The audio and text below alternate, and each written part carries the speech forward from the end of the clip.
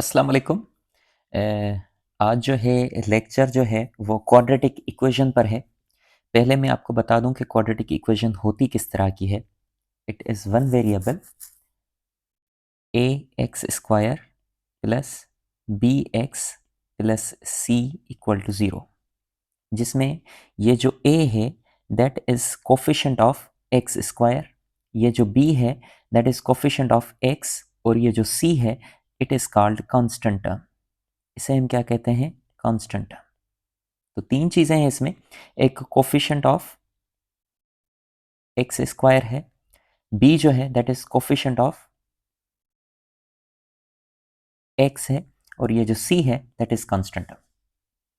अब देखिएगा ये जो इक्वेशन है, if p and q are the roots of 2x square plus 5x plus 3 equal to 0, then p plus q क्या होगा?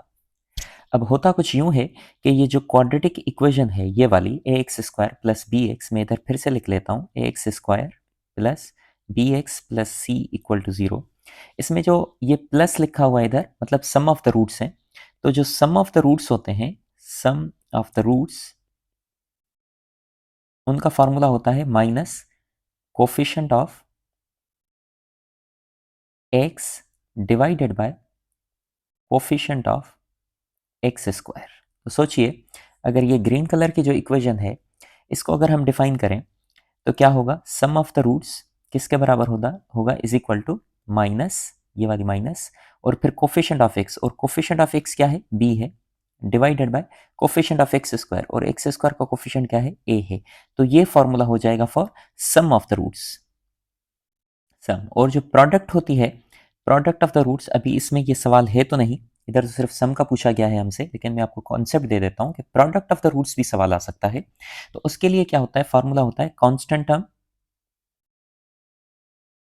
Divided by coefficient of x square.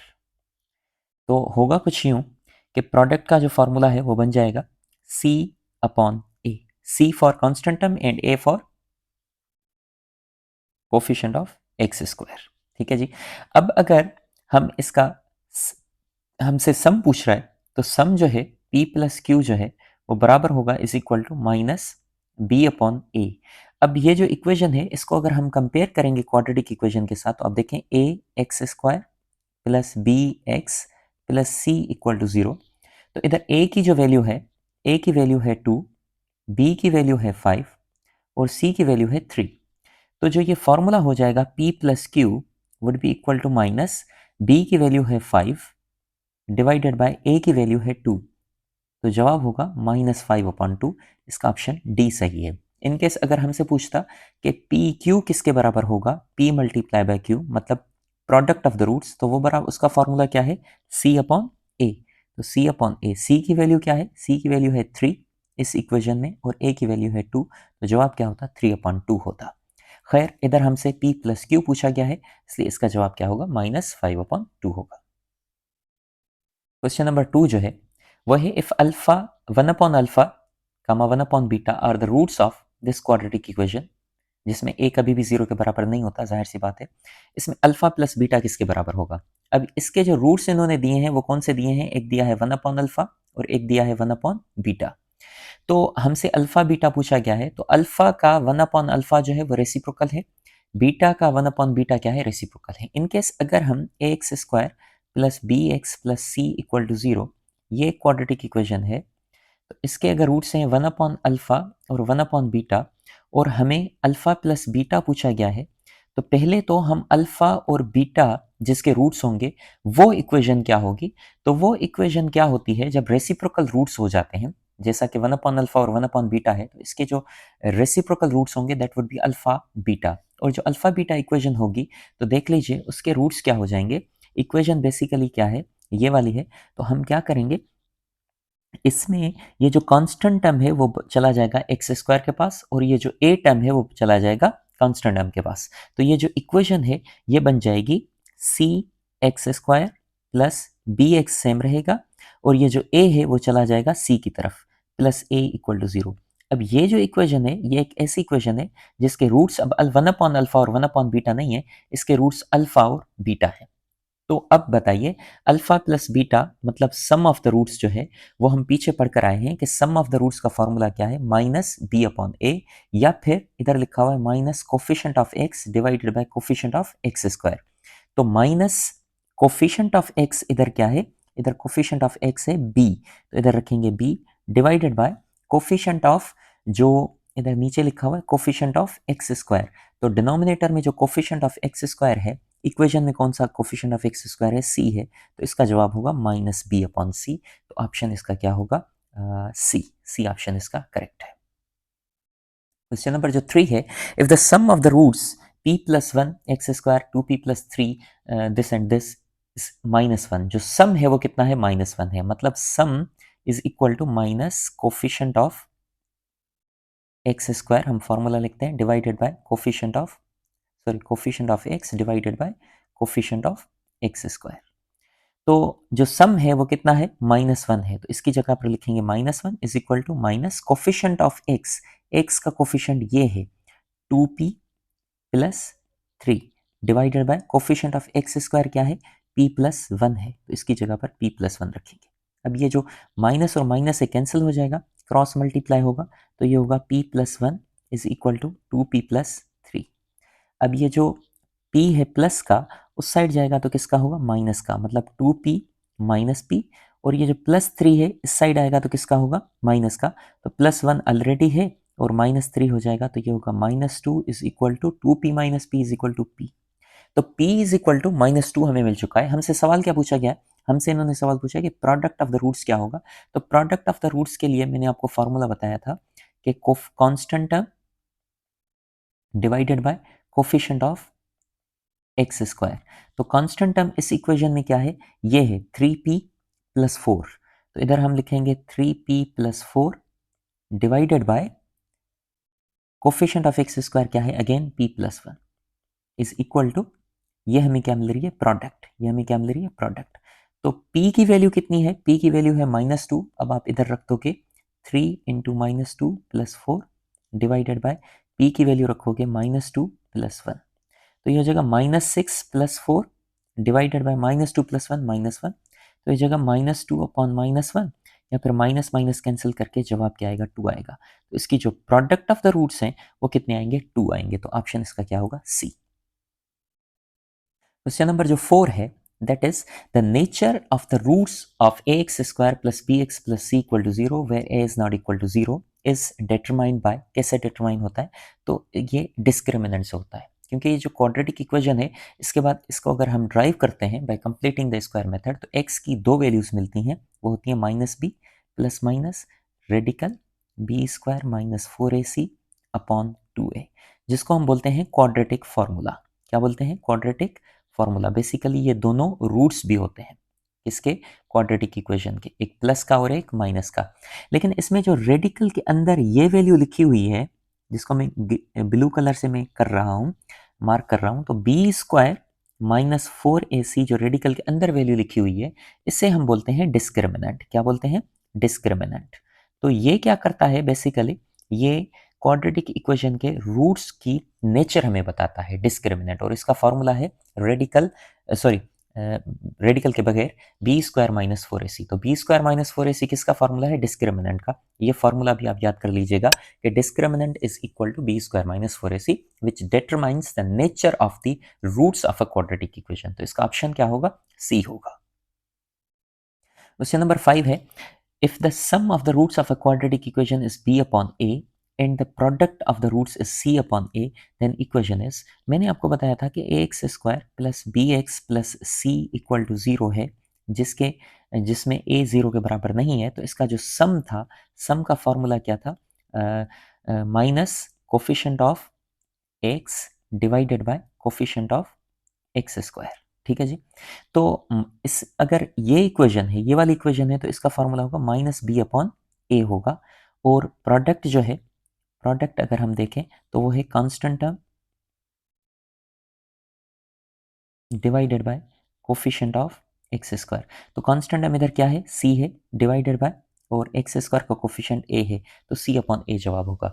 लेकिन इधर बोल रहा है कि सवाल में है सम ऑफ द रूट्स प्रोडक्ट तो सेम है सी अपॉन ए, लेकिन जो सम है वो क्या है, बी अपॉन ए है, और इस इक्वेशन में हमारे पास जो सम आता है वो माइनस बी अपॉन ए आता है। तो इसमें जो सी ऑप्शन है ना, सबके आप सम और प्रोडक्ट आप फाइंड करेंगे, तो जो सी ऑप्शन है उस इक्वेशन को हम दोबारा लिखते हैं, इस इक्वेशन को, वो है a x square minus b x plus c equal to zero. अगर आप इस फॉर्मूले में रखें तो आपका जवाब जो है वो क्या होगा, ये माइनस हम रखेंगे माइनस, और कोफिशिएंट ऑफ एक्स इधर क्या है, माइनस बी है, तो इधर माइनस बी लिखेंगे, divided by coefficient of x square, वो इधर क्या है इस इक्वेशन में ए है, तो ए लिखेंगे, तो माइनस माइनस कैंसिल होकर ये बी अपॉन ए रिजल्ट मिलेगा।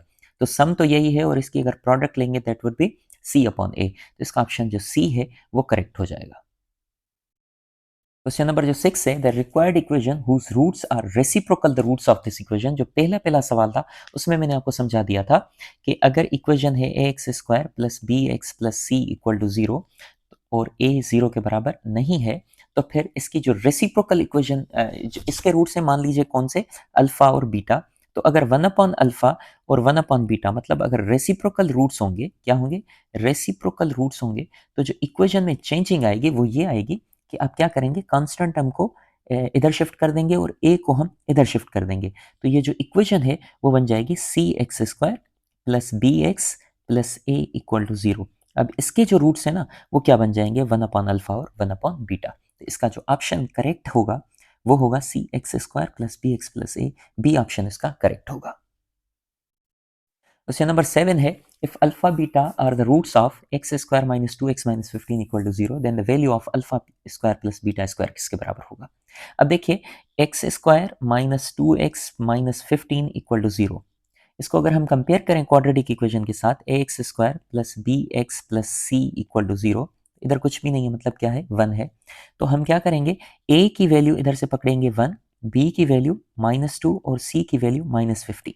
अब इसके अगर हम सम फाइंड करें तो अल्फा प्लस बीटा जो है, सम ऑफ द रूट्स, आपको क्या मिलेगा, वो आपको मिलेगा माइनस कोफिशिएंट ऑफ एक्स, मतलब minus minus two divided by coefficient of x square, वो क्या है, वन है, तो माइनस इंटू माइनस प्लस, तो अल्फा प्लस बीटा टू मिलेगा। और अल्फा बीटा मतलब प्रोडक्ट ऑफ द रूट्स वो क्या होता है, constant term divided by coefficient of x square, तो माइनस फिफ्टीन अपॉन वन, ये हो जाएगा माइनस फिफ्टीन।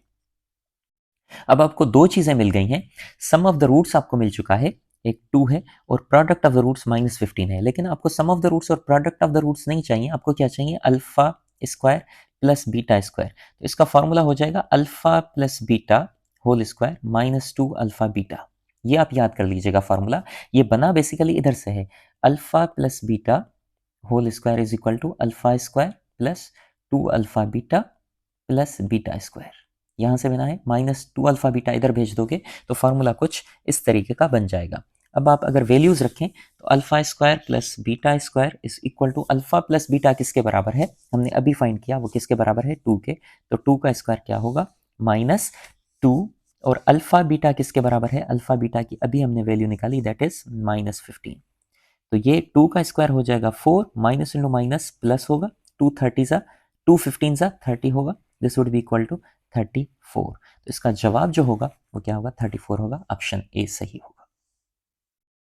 क्वेश्चन नंबर जो 8 है, डिस्क्रिमिनेंट, अगेन मैंने बताया था कि डिस्क्रिमिनेंट क्या होता है, जो रेडिकल के अंदर वैल्यू होती है b square minus four a c, उसे हम डिस्क्रिमिनेंट कहते हैं। If a quadratic equation with real coefficient is perfect square, then the roots are क्या होंगे, तो इसका ऑप्शन होगा b, real rational and unequal. होता कुछ यूं है कि अगर b square minus four a c discriminant अगर लेस देन जीरो होता है तो रूट्स क्या हो जाते हैं, रूट्स आर इमेजनरी,